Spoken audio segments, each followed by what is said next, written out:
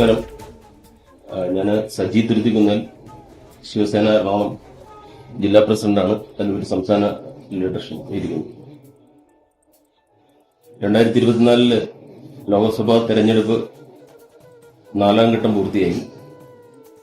5ാം ഘട്ടത്തിലോട്ട് വരുന്നത് വരുന്ന തിങ്കളാഴ്ച 20-ാം തീയതി.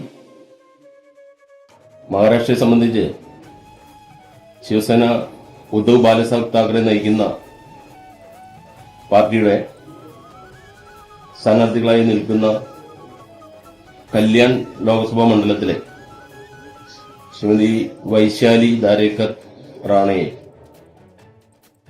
കേരളത്തിലെ നല്ലവരായ ജനാധിപത്യ വിശ്വാസികൾ, മഹാരാഷ്ട്രയിൽ താമസിക്കുന്നവരും വിവിധ ജോലികളിൽ ഏർപ്പെട്ടിരിക്കുന്നതുമായ സമ്മതിദായകർ, എന്റെ പ്രിയപ്പെട്ട കേരളത്തിലെ സുഹൃത്തുക്കളെ, ഞാൻ പറയാൻ ഉദ്ദേശിക്കുന്നത് മഹാരാഷ്ട്രയെ സംബന്ധിച്ച് ബാലസാഹബ് താക്കറെ സ്ഥാപിച്ച ശിവസേന എന്ന മഹാപ്രസ്ഥാനം ബിജെപിയുടെയും മറ്റ് പാർട്ടികളുടെ വിരോധാഭാസത്തിന്റെയും അല്ലെങ്കിൽ പക വീട്ടൽ എന്ന ഒരു രീതിയിലും സേനയെ രണ്ടായി പിളർത്തിക്കൊണ്ട് മഹാരാഷ്ട്രയുടെ അധികാരം ബിജെപിക്കൊപ്പം നിന്നുകൊണ്ട് 41ഓളം MLA-മാരെ അടർത്തിയെടുത്ത് ഭരണം കയ്യിലാക്കിയപ്പോൾ ഈ 41 MLA-മാരിൽ ഒരാൾക്ക് പോലും ഇന്ന് സ്വന്തം മണ്ഡലത്തിൽ സ്വതന്ത്രമായി പ്രവർത്തിക്കാൻ പറ്റാത്ത ഒരു സാഹചര്യം നിലനിൽക്കുമ്പോഴാണ് നമ്മുടെ ലോക്സഭാ ഇലക്ഷൻ കടന്നുവരുന്നത്.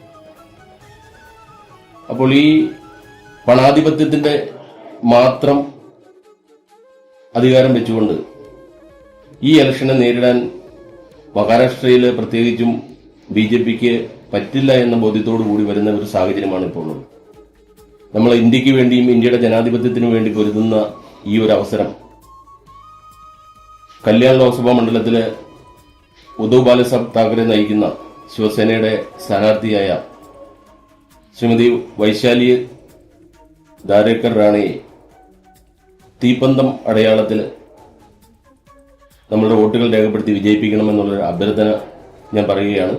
ഒപ്പം ഇന്ത്യയുടെ ജനാധിപത്യം നിലനിർത്തുവാനും തിരികെ കൊണ്ടുവരുവാനും ഇന്ന് ഇന്ത്യ മുന്നണിയിലെ ഒരു ഭാഗമായ ശിവസേനയ്ക്കും അതിലൊരു ഉത്തരവാദിത്വമുണ്ട്.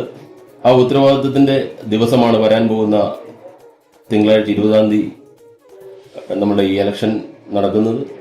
അപ്പോൾ എല്ലാവരുടെ മനസ്സിൽ